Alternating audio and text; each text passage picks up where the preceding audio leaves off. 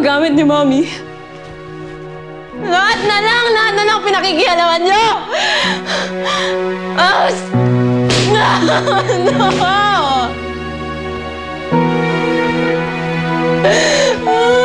Pati kwarto na to!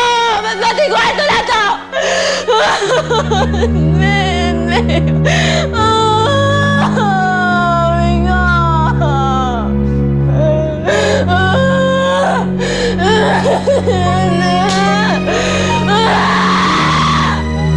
Lahat na lang! Lahat na lang! Mami!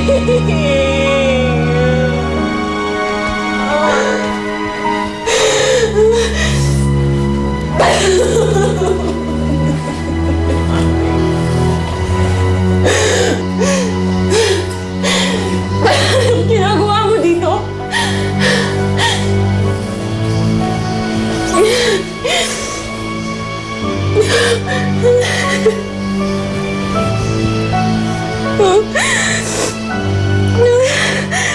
Tunayin ni Mami sa akin to nung bata pa ako. Nahulog po kasi yan nung binababa ni na Yaya yung gamit mo.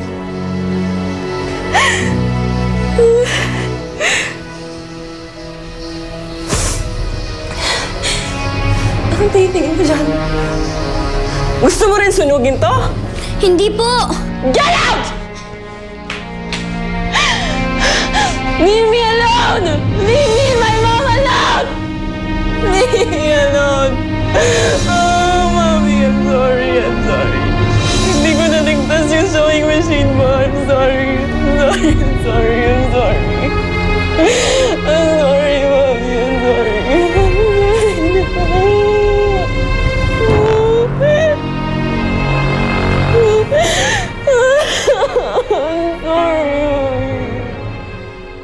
Ngayon na lang ulit nagalit ng ganun sa akin ng tito mo. I'm not used to it. Kayo naman kasi, Mami, eh. Bakit niyo sinunog yung sewing machine? Tapos, hindi pa kayo ready sa palusot niyo kay Tito Rico? Gusto ko lang naman talaga kasi makabawi dyan sa magaling niyang anak. Oh, well, you should thank your hormones. Buti na lang ganyan ang kondisyon niyo. Kaya nakakalusot kayo kay Tito Rico. I know. Talagang blessing in disguise tong paglilihi ko. Siguro naman matututo na yung Bea na yan at hayaan na lang niya akong gawin kung anong gusto kong gawin dito sa bahay na to.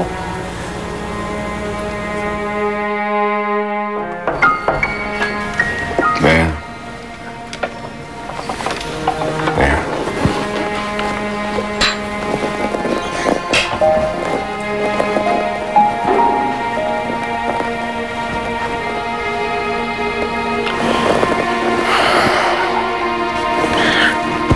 Alam ko mali ang ginawa ng Tita Sharon mo.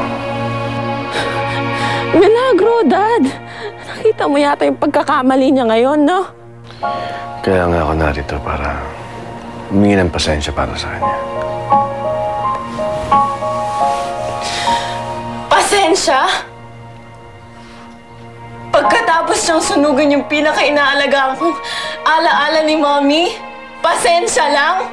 Alam mo ba kung gaano ka-importante kay Mommy yun? Alam mo ba kung gaano ka-importante sa akin yun? And I can't expect you to remember, can I? Kasi matagal na kayo nakapag-move on. Matagal niya nang kinalimutan lahat na nagpapaalala kay Mommy. Kasama na ako doon, di ba? Totoo yan. Hindi kita nakakalimutan.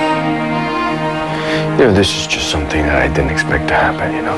Your Tita Shan is going through some very difficult pregnancy. And, you know, her hormones are going haywire and nag-overreact sa mga bagay-bagay. Sige, pagtanggol niyo pa. Kampihan niyo pa. Alam niyo ba sa tuwing pinapanigan niyo siya, para akong sinasaksak.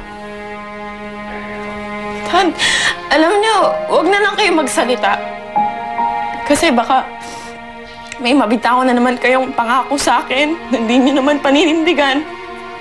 Tapos pa-assign niyo ako sa wala. Please. Alam naman natin na after this talk, babalik ka sa asawa mo at iiwan mo ako dito. Leave me alone.